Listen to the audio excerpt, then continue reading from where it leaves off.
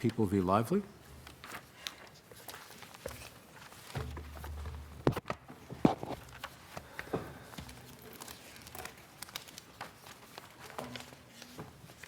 Good afternoon, Your Honors. Karen Leslie for Eugene Latif Lively.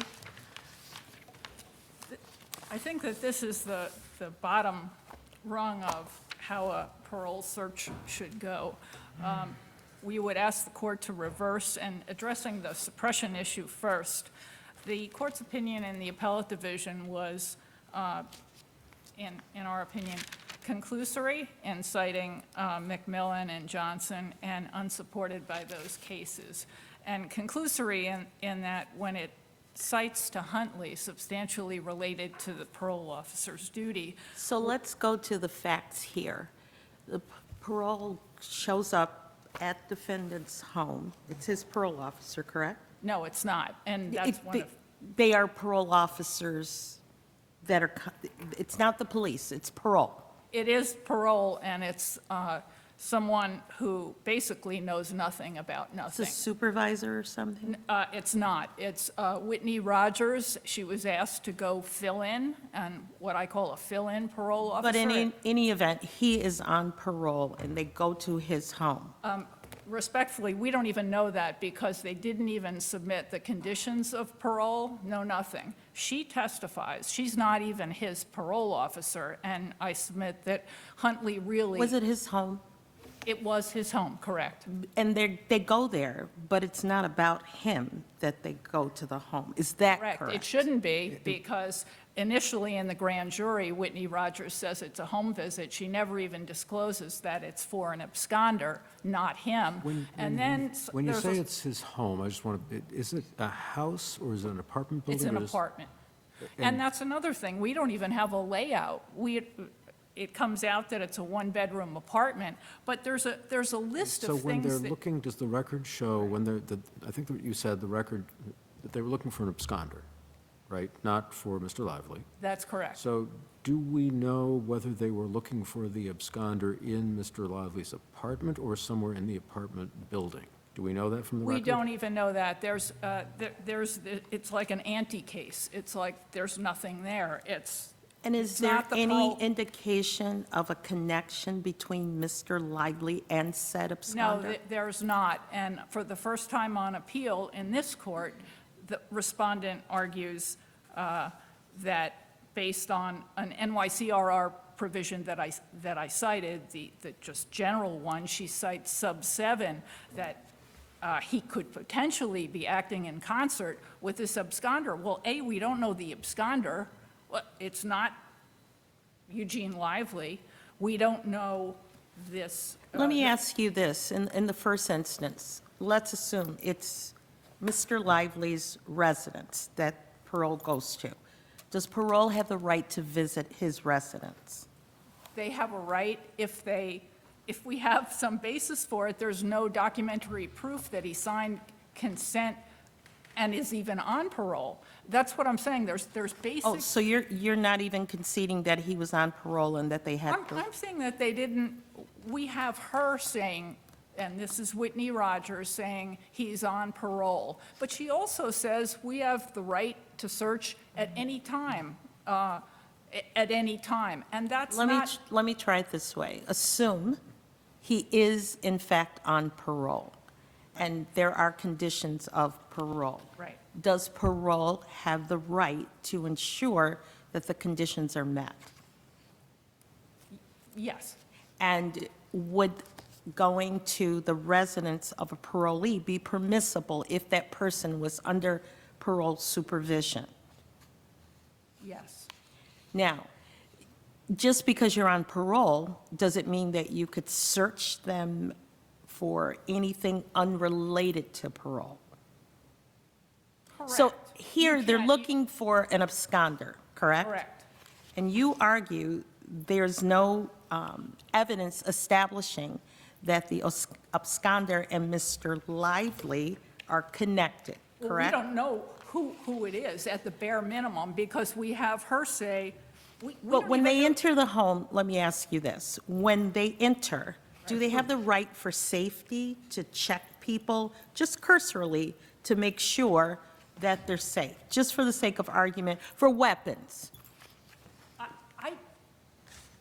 It's so removed from reality, from appellant's position here, because they're searching for someone. We don't know who it is. They admit that it's not Mr. Lively. They come in and they cuff him, and without So any- what I'm saying, so you're saying they can't come in, they can't do a search for safety, they can't pat people down? We're not even getting into the pockets. I'm saying they can't just come and handcuff, and, I mean, if they're going to say. So you're saying it's unrelated to parole duty to go there and check and make sure? No, I'm saying that they can go if we have conditions of parole and he's on parole, they have a right. Different conditions, such as in Sampson in California, it's with or without Let's cause. assume that there are conditions, he signed the conditions, and that he's on parole. Right, Can they go to his home then? yes. And let's assume, I'm not saying that they established it here, that they wanted to make sure he was in compliance with conditions, and it was believed that an absconder was, or a felon, that he wasn't supposed to associate, maybe in the residence. So you would agree they could go in there, right? I would agree they could go in there, but Okay, it's not but, for. but, Right. just follow me here.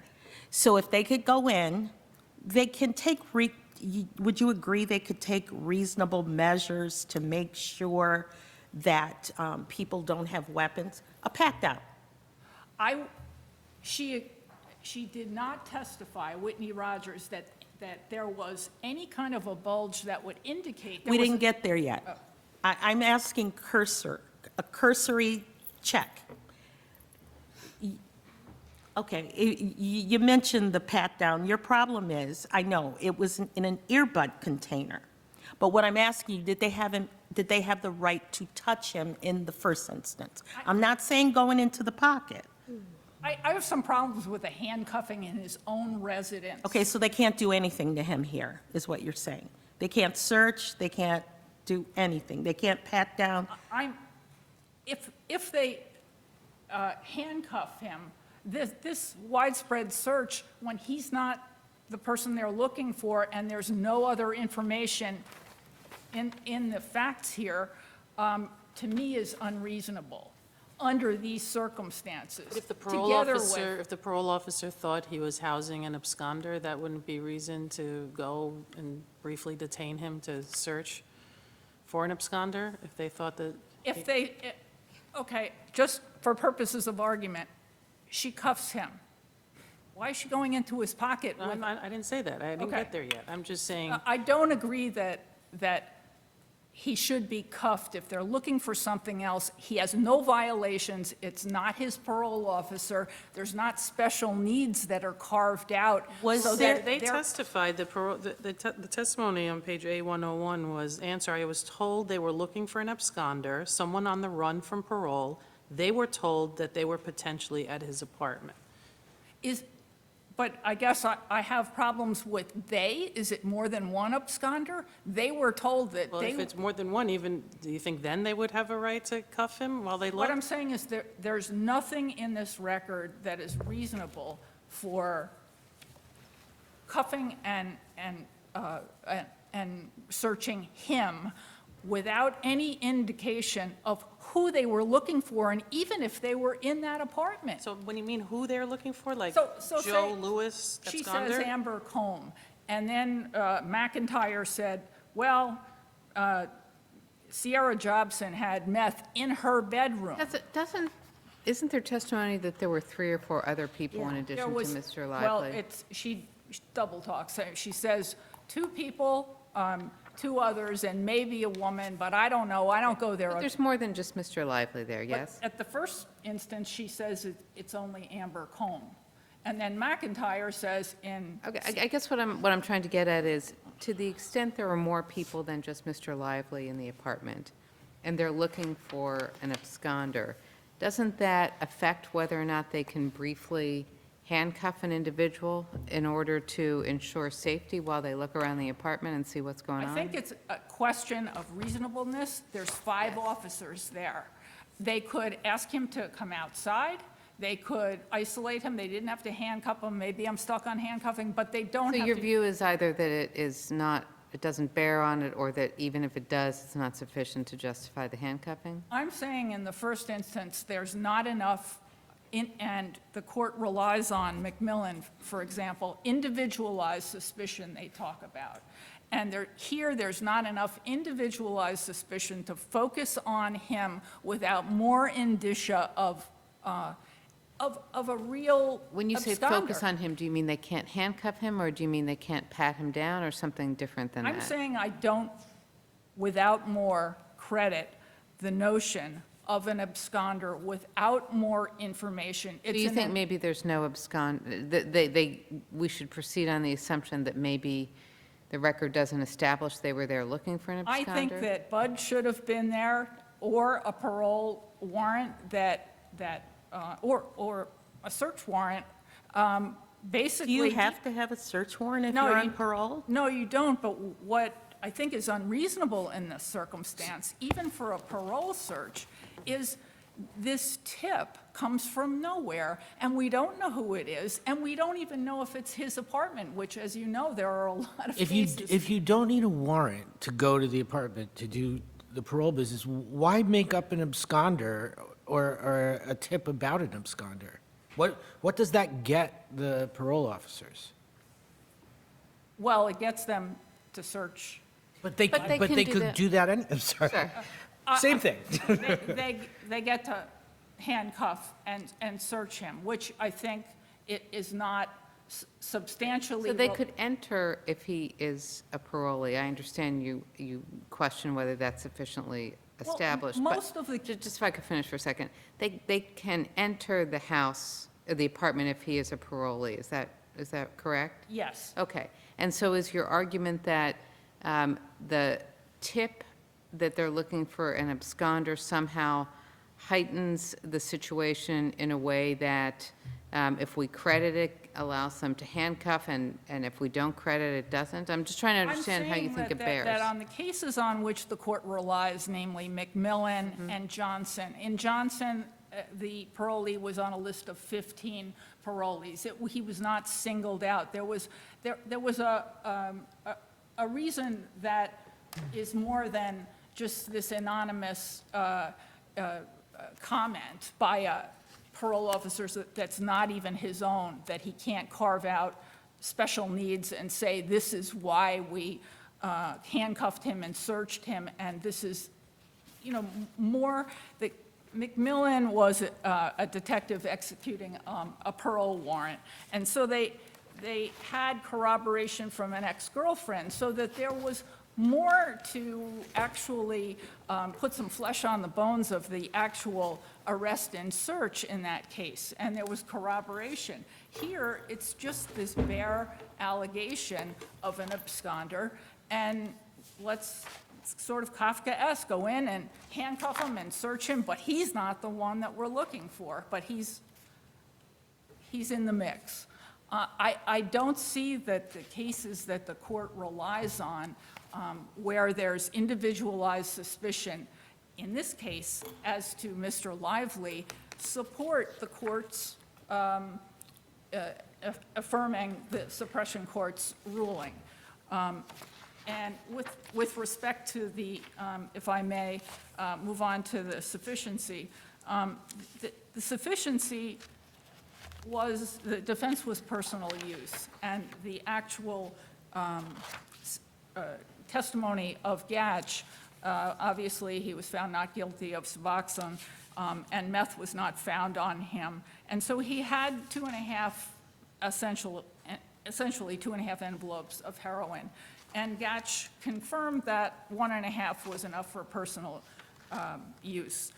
So he had one more. And based on the actual facts in this case, I would suggest that there's that there is a reason and to doubt and a basis for insufficiency based on the people's case in this regard. Is there anything back on the suppression? I just wanted to get to that. No?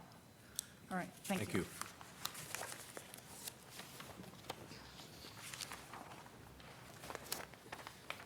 Good afternoon, may it please the court. Morgan Mayer on behalf of the Jefferson County District Attorney's Office. Whitney Rogers was a parole officer who was known to the defendant. She had been to his house before, that was brought out in the testimony. She was acting as an agent of the parole office on behalf of Officer Bubb, the defendant's own officer. Here, with respect to the defendant and the defendant's parole status, what was presented that established his connection with the alleged absconder? The testimony that it was his house apartment that they had gone to and that there was potentially an absconder there is the evidence that was established. And that shows his connection or his parole status requirements are impacted how? How's Huntley being satisfied that they're showing that they're furthering their responsibilities as it's related to this parole? I would argue that under the two-pronged test of protecting the needs of the people and for the protection of the defendant as well, How? if the parole has an obligation to protect the defendant from committing further offensive, he's potentially housing an absconder, he's potentially committing a parole violation. Okay, so let's assume you get to go in his house. You're looking for the absconder, not him. Yes. And other than the fact he may be associating with someone he may not be able to, you're not there believing that he's possessing of a weapon or anything like that, correct? Yes. There's a pat down, and there's a bulge, she says, correct? Correct. Is there any indication at that point that it's a weapon, or that there's a safety concern? Officer Rogers did testify that there was a safety concern given the number of people in the apartment. Okay, she did the pat down, Yeah, she did the pat down. and she felt a bulge. Did she give an indication in her testimony that that bulge was consistent with something that could cause harm? She did not. And she then opened it, it's an earbud, and there was heroin in there, correct? Correct. So how is this anything other than she felt a bulge? She went in his pockets because she wanted to know what was in there. She had the right to conduct the search as, Why? given his parole status. So you're saying if you're on parole, he can be searched at any time for a reason or no reason at all? I would argue that it's in defense of that. Can you see how that's problematic, though? In response to one of Judge Troutman's questions, you acknowledge that the reason for being in the apartment was to search for an absconder. I think she said then it had nothing to do with him, and I think you might have said, like, yeah, it had nothing to do with him. But they cuff him, and you can understand why that might be for safety, and you might even understand a pat-down for safety of the parole officers. But if they're not there for them, why are they opening an iPod case? They have the right to conduct the search. It's part of the Search for what? conditions of parole to No, search no, the but you said that defendant. that's not what they were there for. They were there to look for an absconder. What does that have to do with looking for an absconder? The absconder's not in an iPod case, is he? The potential violation of his parole, we would argue, gives them the right to conduct a search. What But what- potential, is that the question you were going to ask? Thank you. What potential violation of his parole? 9 NYCRR, Section 8003, Subdivision 7, which says, "I will not associate with people who might not." But they haven't even found anyone yet. They were looking for someone, though, and they had So your evidence- position is that basically they get information that he may be housing an absconder. They're looking for an absconder, but he may be committing a crime by housing an absconder. He may be violating his parole by fraternizing with absconders. And you're saying that that then justifies a search of his person because of his diminished expectation of privacy, because of his status as a parolee? Yes. Seems like a lot of bootstrapping, though. I mean, even if you could, as Judge Canatar, I think, suggested, perhaps handcuff for purposes of public safety while you assess whether the absconder's there. To say that he has, you know, you have reason to think that he has violated the regulation because of the tip, is that the theory? And therefore, you can go into the earbud case, even though there's no testimony and probably no practical reason to think that it's a weapon? That was the theory, correct. Okay.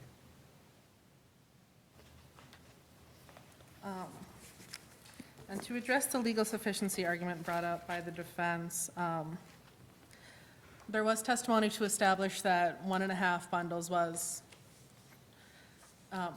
probably typical for what an addict would use in a day, but what it boils down to is the defendant had more than that. And based on that, we believe that the evidence is legally sufficient to prove that charge. And if there are no further questions, we will rest on the brief. Thank you. I'm sorry, I didn't reserve. May I just respond? Sure, you can have a minute, sure. I would point out that the respondent did not raise NYCRR provision of subsection 7, which talks about acting in concert before this court. Never, at the trial level, not in the appellate division, never mentioned anything like that, and there's no evidence, nothing in the record to support that. And also, the Smith case, I had argued this, and Judge Bellicosa, it was different facts, but in terms of people's preservation and raising a different issue on appeal, it's 92 New York 2nd. He basically, it was a people's appeal, and he affirmed the appellate division, and he said basically that what they're doing is not proper in this circumstance. Thank you. Thank you.